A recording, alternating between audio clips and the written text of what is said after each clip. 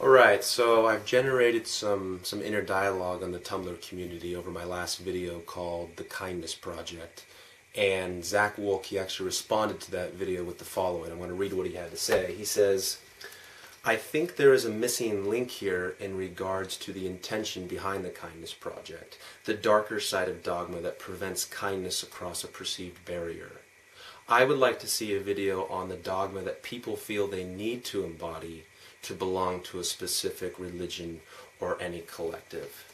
Now, that is a super interesting idea to bring up, the idea of there being a perceived darkness to dogma that prevents us from being kind to someone else.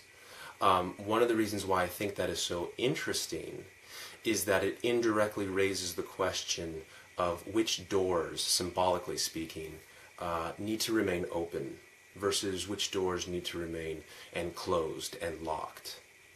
Because the way in which I've described the Kindness Project in my last video, it seems that I'm opening up all of the doors, right? Where everything is good and true and beautiful. And almost from your perspective, you may think that's a bit naive.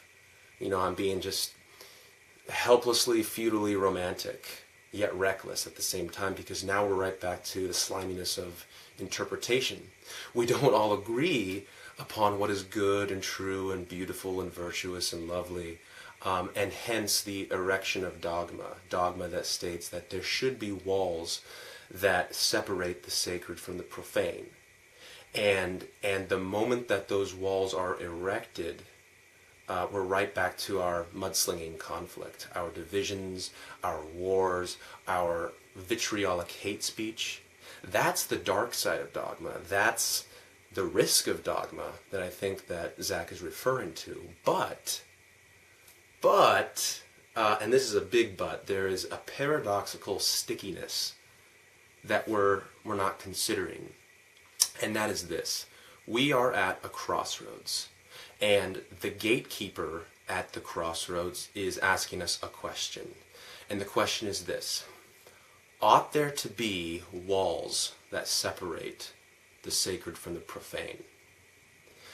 And the moment that our minds begin to fantasize over that question, we are then presented with a choice. And the choice is knowing when to embody the kind of dogma that would close off certain possibilities that would otherwise harm us, threaten us, damage us, versus knowing when to embody the kind of dogma that would liberate us from our fears of otherness, and hence help us to overcome our own limited perspectives and flourish. Now, if you know how to do that, I mean, that is a tap dance. That is a piano recital. That is the gods performing a juggling act, you know, where they're juggling small, sensitive, helpless babies. Now, you may not be comfortable with this term that I've used, dogma, that I've used it in this kind of rational way, because in your mind, it conjures up feelings of, I don't know, being too strict, too rigid, closed off, unwilling to entertain certain ideas, and therefore is irrational. And when you look at dogma that way, it seems like they're characteristics of a dehumanized machine. But then I would challenge anyone who's out there listening right now to tell me of a world where things like rape, things like cold-blooded, calculated murder, or mixing plutonium into our diet, where a series of possibilities like that are things that you'd want to entertain or be open to as maybe hiding something virtuous, maybe hiding something beautiful or good, right? I mean, who are we to pretend that we are not intolerant towards those types of practices? Who are we to pretend that we're not judgmental against those practices? Who are we to pretend that we're not, in some sense, viciously dogmatic against those types of practices? So now it comes to the point that whether we're talking about religious dogma or secular dogma, we all believe deep down inside, whether or not we admit it or not, that there should be walls erected that separate the sacred from the profane. And the Kindness Project, as I have described it, it is very much about embracing still everything that is good and true and lovely, but it's not reckless, as if to suggest that everything now is sacred, because if everything is sacred, then nothing is sacred. No, the Kindness Project is still very much informed by a conservative impulse to close off certain possibilities and to save us, therefore, from heartache, from disaster, from tragedy. And that means we have to close ourselves off to certain possibilities from being materialized or realized in us. That means that at the heart of the Kindness Project is the belief in an objective morality. Whether or not we can know it, there still exists, nevertheless, an objective morality that dictates that there are real right and wrong answers to how human beings can best flourish. All right? Now, I know what you're thinking. This idea of an objective morality, it reeks of religiosity, and it's promulgated by pious demagogues who have dedicated centuries to spreading their fear and superstition and irrationality. But to be honest, this idea, it's gaining a lot of weight, a lot of collateral, even in the secular world, with self-proclaimed atheists like Sam Harris, who in his book, The Moral Landscape, he talks about how every opinion on morality doesn't have to count.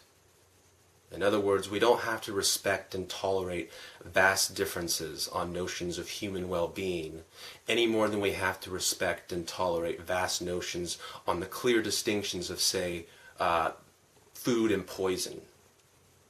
Okay, so going back to Zach's question where he says, why do people feel the need to embody the dogmas of a specific religion or collective mindset? Simply, I think the answer is that the smarter part of the world, whether we're religious or non-religious, really believes that there's a real and right answer or wrong answer to any specific contextual question.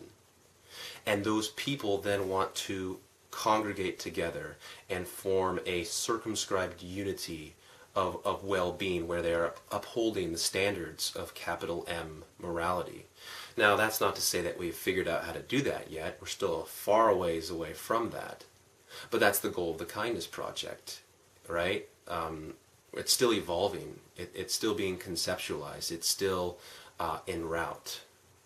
And so I think it's all of our duties to try, to the best of our abilities, to become keenly aware of all of the sensitive nuances that play into our determining right from wrong, truth from error, and recognizing that sometimes there are certain doors that generally just need to remain open, while at other times, under different circumstances and times, need to remain closed. But that's our work. That's I think why we are here on this earth, is to figure out the battle between good and evil, light and dark. That is our mission, that is our magnus opus, that is our seminal masterwork. And I think that when we come to figure that out more and more and more and more down the road, I think we're drawing closer to understanding the significance behind this term deity or divinity.